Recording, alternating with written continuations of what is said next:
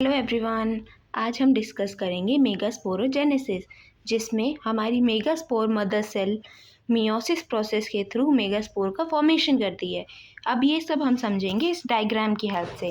सबसे पहले इसमें हमें क्या देखना है, ये हमारी सेंटर में मेगास्पोर मदर सेल है। अब इसके अंदर जब मियोसिस डिवीजन होगा, मियोसिस हमें पता है कि वो रिडक्शनल डिवीजन है, यानी कि उसमें जो हमारी सेल की जो प्लॉइडी है यानी कि 2n जो प्लॉइडी है वो डिवाइड होकर nn हो जाएगी। तो जिससे क्या होगा, हमारा मेगास्पोर डायड का फॉर्मेशन होगा, यानी कि 2 सेल्स बनेगी। मेगास्पोर मदर सेल से 2 सेल्स का फॉर्मेशन हुआ, मेगास्पोर डायड बना। फर्दर उसके डिवीजन जब होगा तो उससे हमारी मेगास्पोर टेट्राड बनेगी, यानी एक ये सेल है, एक ये है, एक ये है, एक ये है।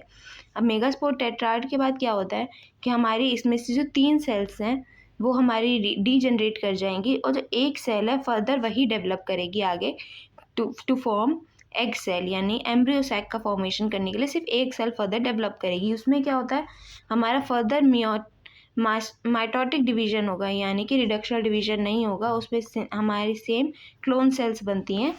इसमें क्या होगा, हमारा जो न्यूक्लियस है वो फर्दर डिवाइड करेगा, लेकिन उसमें साइटोकाइनेसिस की प्रोसेस नहीं होगी, यानी कि सेल वॉल फॉर्मेशन नहीं होगा। तो उससे क्या होगा, हमारा माइटोसिस की जो प्रोसेस है वो 3 बार होगी, जिससे कि हमारी 8 न्यूक्लिएट स्टेज का फॉर्मेशन होगा। अब ये जो हमारी 8 न्यूक्लिएट जो सेल है ये फर्दर अपने आप को रीअरेंज करेगी। रीअरेंज करके उसके बाद उसमें होगा साइटोकाइनेसिस का जो प्रोसेस है वो, यानी कि सेल वॉल फॉर्मेशन। जिससे क्या होगा, हमारे जो 3 न्यूक्लियस हैं वो हमारे आ जाएंगे माइक्रोपाइलर एंड की तरफ, 3 हमारे चलादल एंड की तरफ चले जाएंगे, और जो 2 न्यूक्लियस है वो सेंटर में रह जाएंगे। जो चलादल एंड की तरफ 3 न्यूक्लियस गए थे उससे हमारे एंटीपोडल्स बनेंगी।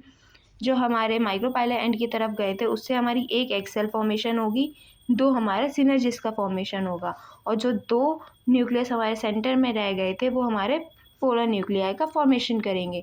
अब इसमें हम देख रहे हैं सिनर्जिट्स के अंदर कि हमारा फिलीफॉर्म एपरेटस पाया जाता है। ये फिंगर लाइक स्ट्रक्चर जो पाया जाता है हमारे सिनर्जिट्स के अंदर, इसका काम क्या होता है, इसका काम होता है हमारे पॉलन ट्यूब को गाइड करना, सो दैट वो एग सेल तक आराम से पहुंच सके। अब इसी स्ट्रक्चर को हम 7 सेल्ड 8 न्यूक्लिएट स्ट्रक्चर भी कहते हैं। अगर आप सबको ये सब समझ आया हो तो do like, share and subscribe to this channel and let me know in the comment section.